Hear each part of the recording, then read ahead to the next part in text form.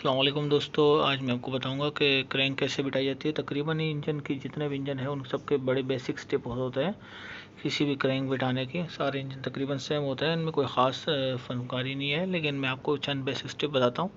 یہ آپ نے جو بیرنگ ہے یہ آپ نے لگانا ہے، اس کے نیچے بلاک میں لوبریکیشن نہیں کرنی، یہاں پر آپ نے لوبریکیٹ نہیں کرنا، یہ آپ خاص خیال رکھنا ہے۔ آپ نے یہ بیرنگ لگانے کے بعد اس کے اوپر لوبریکیٹ کرنا ہے، اور وہ ایج آپ نے اس ایج میں رکھنا ہے جو ایج بنا ہوا ہے۔ یہ بیرنگ آپ غلط پلٹ کے لگا بھی نہیں سکتے، اپنی جگہ پہ ہی فٹ آئے گا، باریک سے ایج بنا ہوا ہے، اس کے اوپر لوبریکیٹ کرنا ہے آپ نے، اس کے نیچے لوبریکیٹ نہیں کرنا، یہ خاص خیال رکھنا ہے۔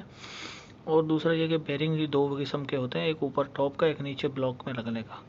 تو یہ غلطی کرنا جو نہیں کرنا کہ ہول والا جو ہے نا، یہ بغیر ہول والا آپ نہیں لگانا، تو ہول والا نیچے لگے گا، بغیر ہول والا اس میں کیپ میں لگے گا، مین کیپ کے اندر بغیر ہول والا لگے گا نیچے۔ اکثر بعض دفعہ جلد بازی میں یا ویسے ہی انجانے میں کوئی وہ بغیر ہول والا نیچے لگ جاتا ہے، کیونکہ وہ فٹ ہو جاتا ہے۔ تو سمپلی آپ نے اس کو لگانا ہے، ہول والے کو نیچے فٹ کرنا ہے، اس کے نیچے لوبریکیشن نہیں کرنی، میں بار بار بتاتا ہوں۔ اس کے لگانے کے بعد اس کے اوپر لوبریکیٹ کرنا پڑتا ہے، اس کے نیچے لوبریکیشن کی کوئی ضرورت نہیں ہے۔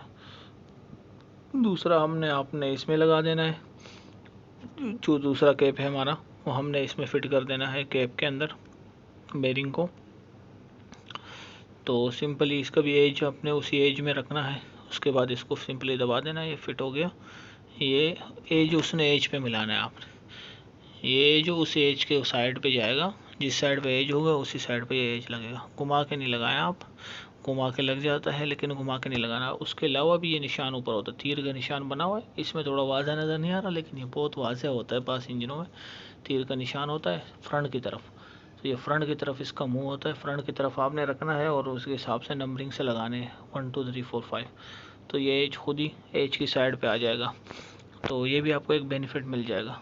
تو سمپلی آپ نے بس یہ اس طرح کر کے اور فرنٹ کی طرف سے نمبرنگ کے حساب سے فرنٹ کی طرف اس کو کر کے نشان کو لگا دینا ہے۔ ٹرس کالر ہے، ٹرس کالر کو جو ہے نا ہم نے اس کے یہ سائڈ اندر والی سائڈ رکھنی ہے، نمبرنگ جو لکھی ہوتی ہے، پنچنگ بھی ہوتی ہے اور پیور سٹیل کی سائڈ ہوتی ہے، یہ ہم نے رکھنی ہے کیپ کی سائڈ پہ اور بلاک کی سائڈ پہ۔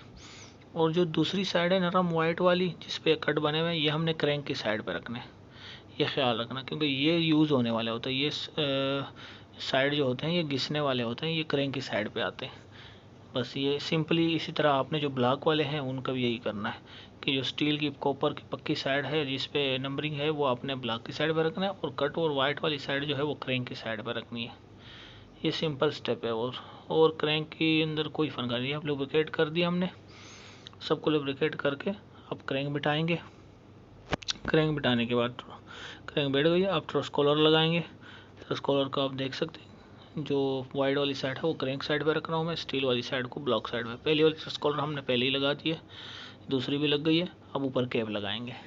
سمپلی کیپ کو فٹ کریں گے، لوبریکیٹ کریں گے تھوڑا سا، اس کے بعد کیپ لگائیں گے اور ٹائٹ کر دیں گے۔ تو یہ ٹرس کالر دیکھ سکتے ہیں آپ، اس کو میں نے اسی طرح لگایا ہے کہ اس کے جو سائڈس ہیں آپ غور سے دیکھ لیجئے، اس طرح لگا دیا میں نے۔ ایج پہ ایج کو رکھنا ہے اور باقی تیر کے نشان کو بھی دیکھ لینا ہے آپ نے، اس کو فرنٹ کی طرف رکھنا ہے۔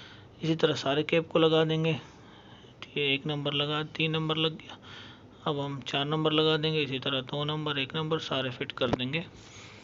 تو اس حساب سے اسی طرح سارے فٹ کر دیں گے اور سمپلی اس کو ٹائٹ کر دیں گے۔ ایکولی ٹائٹ کرنا ہے، ٹارک رینچ استعمال کیجیے، زیادہ بہتر رہتا ہے۔